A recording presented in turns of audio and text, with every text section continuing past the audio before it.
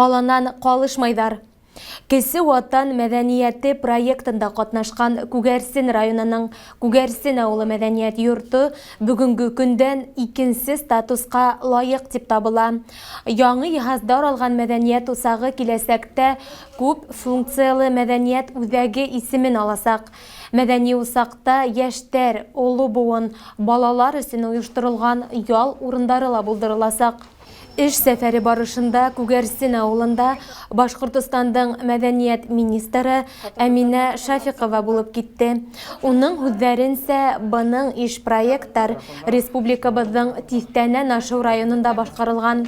Быел бөтәһе Кесе ватан мәдәнияте проекты сектарында 50 миллион һум акча бүленгән.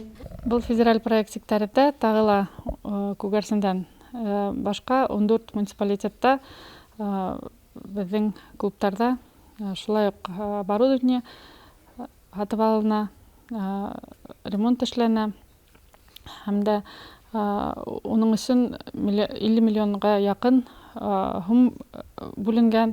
Мындай зур проекттар элек булмагайны, менә һоңгы елларда гына шул тормышка аша башланы һәм дә бәләкәй клубтар менә ошондой матур сәхнә киемдәрен һатып алып, матур оборудование, оборудование һатып алып, матур итеп бергә йырларга форсат тудыра.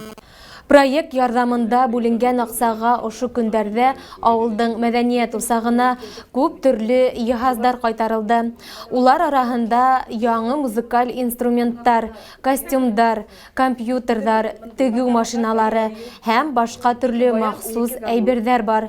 Әйткәндәй, Күгәрсен мәдәният йорты нигеҙендә бүгенге көндә бернисә ансамбль, халык һәм балалар театрҙары, Ак инәйҙәр ойошмаһы, уңған хужабикәләр түңәрәктәре уңышлы эшләп килә.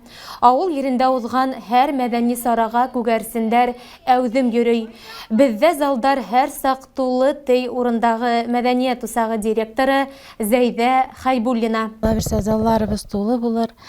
Яшьләребез өчен дә күп шөгыльләр була.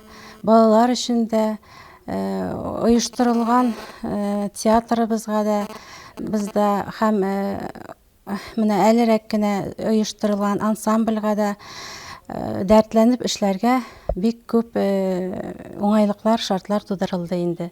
Алла берсә тырышып эшләрбез, сынатмаспыз дигән өметтә калабыз.